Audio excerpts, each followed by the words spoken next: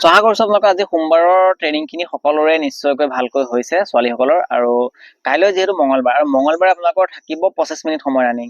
এতিয়া 25 মিনিট সময় আপোনালোকৰ ৰানিং কেনেকৈ কৰিব 25 মিনিট সময় আপোনালোকে মই আগতে ল'ৰাক যেনেকৈ কৈছিলো যদি কোনোবাই চাইছিলে তাত আপোনালোকে নিশ্চয় গম পাইছে যে পেচ মেইনটেইন কৰিব।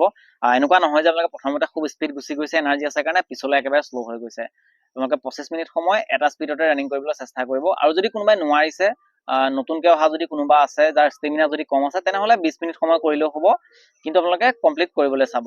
যিসকল নতুনকৈ আহিছে তেওঁলোকে নোৱাৰিলে 20 মিনিট কৰিব আৰু যদি পাৰিছে আপোনালোকে 25 মিনিট পৰ্যন্ত কৰক।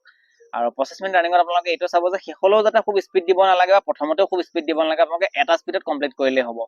তো যিমানখিনি পাৰে আপোনালোকে পেচ মেইনটেইন কৰিবলৈ চাব, এটা স্পীডে যাবলৈ চাব আৰু ৰানিঙৰ আগত সদায় অলপমান ষ্ট্ৰেচিং কৰিবলৈ নাপাহৰিব।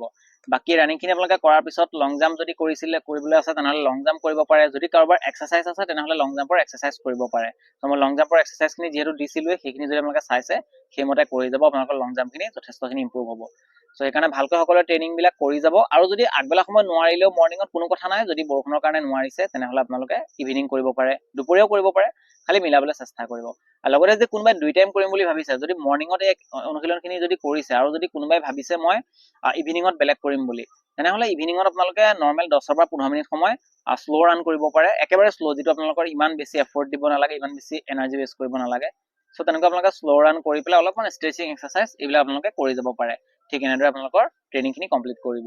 সো আশা কৰিছো আপোনালোকে ট্ৰেইনিংখিনি নিশ্চয় বুজি পাইছে। যদি আপোনালোকৰ কিবা ডাউট আছে তেনেহ'লে মোক কমেণ্ট কৰি সুধিব পাৰে। যদি ভিডিঅ'টো চাই ভাল লাগিলে তেনেহ'লে লাইক কৰিব, লগতে লগৰ সকলোকে শ্বেয়াৰ কৰি দিব। যদি প্ৰথমবাৰ আমাৰ চেনেললৈ আহিছে তেনেহ'লে চেনেলটো ছাবস্ক্ৰাইব কৰি নটিফিকেশ্যন বেলটো অন কৰি ল'বলৈ নাপাহৰিব।